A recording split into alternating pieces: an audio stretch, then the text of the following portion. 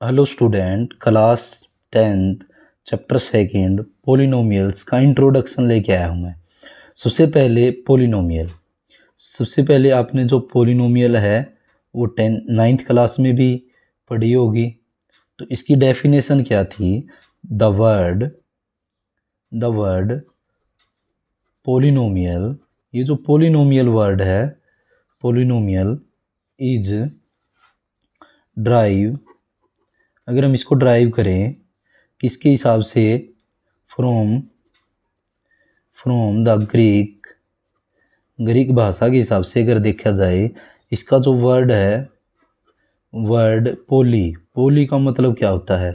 पोली means many, बहुत सारी। तो पोली का मीन क्या होता है? मैनी। एंड दूसरा जो इसके अंदर वर्ड है नोमियल, नोमियल मीन्स टर्म।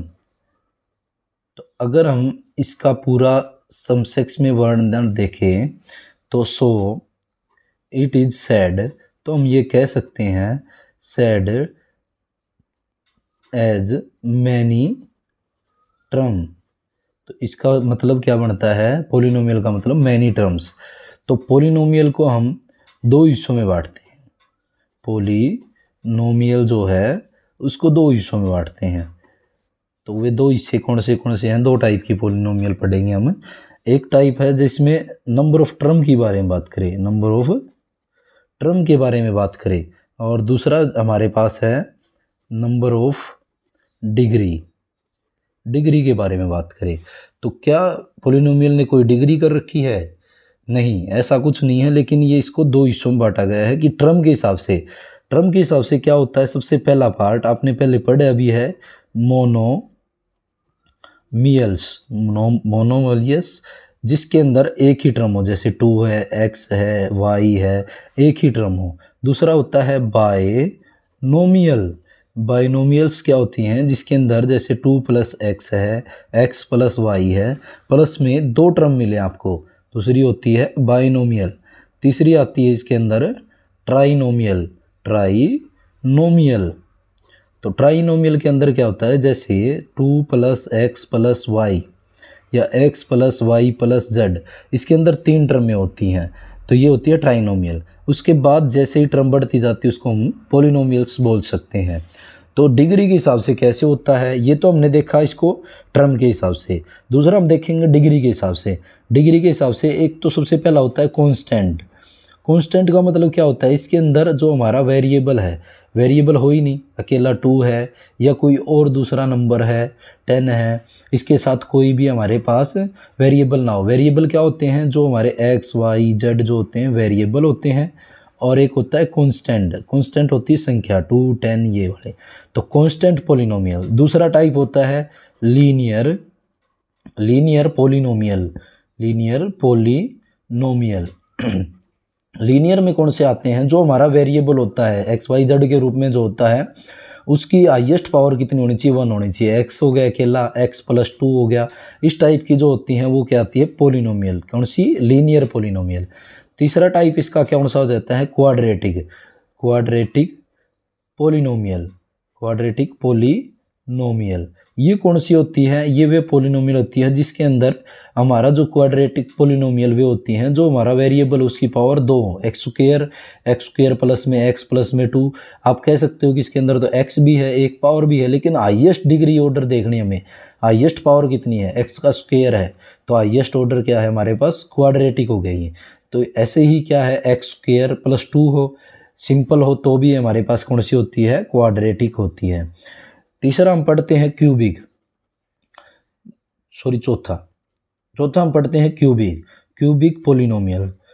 तो वे पोलिनोमियल जिसके अंदर हाईएस्ट पावर जो वेरिएबल है उसकी कितनी होनी चाहिए? 3 पावर होनी चाहिए। जैसे x की पावर 3 हो गया, x3 प्लस में x² प्लस में x, ये सिंपल हो गया। जिसमें x हाईएस्ट पावर हमें देखनी है कितनी है? 3 है। तो कौन से पोलिनोमियल आते हैं? Cubic polynomial. इससे अलावा जो बच जाते हैं वे क्या जाते हैं? पोलिनोमियल्स। तो ये थे हमारे पास नंबर ऑफ डिग्री के हिसाब से, टर्म के हिसाब से। अगर हम बात करें अब हमारे पास 10th में जो है वो है हमारे पास पोलिनोमियल जो हमारे पास डिग्री के हिसाब से हैं, और डिग्री के हिसाब से लीनियर कब नहीं होते, लीनियर, पोलिनोमियल, क्वाड्रेटिक, क्यूबिक कब नहीं होते, नॉट पोलिनोमियल। ये वाला चीज़ भी आपको पता होना चाहिए कि पोलिनोमियल कब नहीं होते, लीनियर कब नहीं होते, जब x है उसके ऊपर रूट है, या 1/x है, या ये लगा लो 1/x+2 है। अगर ये बटे में आ जाता है या इसके ऊपर रूट आ जाता है तो ये क्या होते हैं, लीनियर की फॉर्म में नहीं आते। और दूसरा, इसके ऊपर पावर अगर मान लो माइनस में आ जाती है या बटे में आ जाती है, उस टाइम पे क्या होते हैं, लीनियर की कैटेगरी में नहीं आते। सेम ऐसे क्वाड्रेटिक कब नहीं होते, x² है, जैसे इसके ऊपर रूट आ जाए, या x² + 2 है, इसकी पूरे की पावर 3/2 कर दें। जैसे मान लो इनकी ऊपर और भी पावर आ जाए, 3/2 रूट के अंदर आ जाए या बटे के अंदर आ जाए x², तो उस टाइम पे क्या होते हैं, ये क्वाड्रेटिक नहीं होते। सेम ऐसे क्यूबिक कब नहीं होते, जब हमारा जो वेरिएबल x की पावर 3 है इसके ऊपर रूट आ जाए, या इसके ऊपर पावर बटे में आ जाए, -1/2 आ जाए, या बटे में ये खुद आ जाए x² + 3, तो उस टाइम पे ये क्यूबिक नहीं होते। तो ये हमारे पास कुछ इसका इंट्रोडक्शन था कि पोलिनोमियल्स के अंदर कौन सी टर्में होती है, लीनियर, क्वाड्रेटिक, क्यूबिक, और फिर कब नहीं होती ये लीनियर क्वाड्रेटिक पोलिनोमियल, जब इसके ऊपर रूट आ जाता है, बटे में आ जाता है, या इसकी पावर के ऊपर नेगेटिव आ जाता है, या इसके ऊपर 3/2 ऐसी कुछ पावर आ जाती है। और अगर हम देखें इसके अंदर क्या है, आगे हम देखें तो इसके अंदर क्या है, जीरोज ऑफ पोलिनोमियल के अंदर जीरोज याद करें। जीरोज क्या होता है, जैसे x+2 ले लिया हमने, x की जगह ऐसी क्या वैल्यू पुट करें कि ये जीरो हो जाए। हमें दिख रहा है कि x की जगह -2 अगर रख देते हैं हम, तो -2 + 2 क्या हो जाएगा, जीरो हो जाएगा। अगर हमें ऐसे ना पता चले तो कैसे निकालते हैं हमें इसके जीरोज, हमने 9th क्लास में भी पढ़ा था, जैसे y प्लस में 3 है तो इसको जीरो के बराबर ले लो, y = 3, यहाँ से प्लस का उस तरफ जाके माइनस का, -3 अगर पुट कर देते हैं तो क्या आ जाएगा, इसका ये जीरोज आ जाता है। तो ऐसे ही अगर हमारे पास लीनियर है उसके जीरोज कितने आते हैं, 1 आता है। सेम ऐसे क्वाड्रेटिक के जीरोज आपने पढ़े होंगे, कैसे करते थे क्वाड्रेटिक के अंदर जीरोज, जैसे हमारे पास x² + 7x + 10 है, ये हमारे पास कोई क्वाड्रेटिक इक्वेशन है, = 0 ले ले, क्योंकि हमें इसके जीरोज याद करने हैं। तो मिडिल टर्म स्प्लिट मेथड सुना होगा आपने, पहले वाले अक्षर की मल्टीप्लाई लास्ट वाले के साथ, तो मल्टीप्लाई करने पे तो क्या आना चाहिए, 10 आना चाहिए, और प्लस माइनस करने पे क्या आना चाहिए, जो बीच की संख्या है 7 आना चाहिए। ऐसे 2 नंबर चाहिए हमें जिसकी मल्टीप्लाई 10 आए और जिसको प्लस माइनस करने पे 7 आए। तो या तो क्या करें, हम इस 10 के क्या कर सकते हैं, टुकड़े कर सकते हैं, 2 5 जा 10 और 5 1 जा 5। ये जो हमारे मल्टीप्लाई करने पे चाहिए है, इसके हमें फैक्टर करने होते हैं। तो फैक्टर कर लिया हमने, एक तो 10 और 1 हो जाएगा, मल्टीप्लाई करने पे 10 आ जाएगा, एक 2 और 5 हो जाएगा, 2 5 जा 10 होता है। लेकिन हमें मेन मुद्दा क्या है, जिसको प्लस माइनस करने पे, अगर मैं इसको प्लस करता हूँ तो क्या आता है, 11 आता है। अगर मैं इसको माइनस करता हूँ 10 में से 1 तो 9 आता है। तो दोनों केस में क्या हो जाएगा, हमारे पास 7 नहीं आ रहा। अगर मैं इसके अंदर प्लस करता हूं तो कितना आएगा, 7 आएगा, और हमें क्या चाहिए, 7 चाहिए। तो दोनों का अगर हम प्लस का लेके चलेंगे तो क्या आ जाएगा, ये क्या है, मिडिल टर्म स्प्लिट मेथड। तो मिडिल टर्म को हमने स्प्लिट कर दिया, 5x + 2x + 10 = 0। तो मिडिल टर्म को हमने स्प्लिट कर दिया। ये पहले कोई भी बड़ी वैल्यू पहले लिख सकते हैं, छोटी बाद में भी लिख सकते हैं। तो यहाँ से दोनों में से कॉमन, x² यहाँ भी x यहाँ भी है, तो x बाहर चला गया तो x की स्क्वायर था, एक x बाहर गया तो एक बच गया।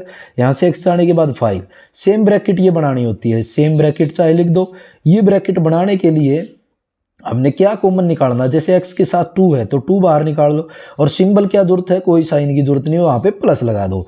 तो इन दोनों में x + 5 क्या आ जाएगा, कॉमन, और यहाँ से क्या बच जाएगा, x + 2 = 0।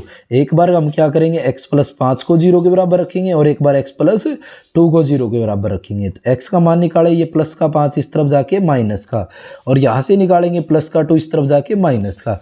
तो ये क्या आ जाते हैं, इसके जीरोज आ जाते हैं। जीरोज का मतलब क्या है कि इसके अंदर अगर -2 पुट करते हैं तो भी ये इक्वेशन 0 हो जाएगी, और -5 पुट करते हैं तो भी ये क्या हो जाएगी, 0 हो जाएगी। अगर देखो हमने क्या देखा कि जैसे हमारे पास लीनियर थी उसमें जीरोज कितने आते हैं, 1 निकल के आता है। जब क्वाड्रेटिक होती है 2 निकल के आते हैं। सेम ऐसे ही क्या होता है, क्यूबिक जब आता है तो उसमें जीरोज की संख्या कितनी हो जाती है, 3 हो जाती है। तो ये था हमारे पास इसका थोड़ा बेसिक सा इंट्रो। उसके बाद हमें वेरीफाई भी करना होता है, और उसके तो वेरीफाई भी करना होता है। ये सारी चीज़ें हम एक्सरसाइज में सीखेंगे और थोड़ा बेटर आपको देखने को मिलेगा, और आप देखना कि एक्सरसाइज को आसानी से आप इजीली सोल्व कर पाओगे। तो मेरे चैनल को सब्सक्राइब करो अगर नए हो तो, और ऐसे ही वीडियो देखने के लिए मेरे चैनल को सब्सक्राइब जरूर करें। धन्यवाद।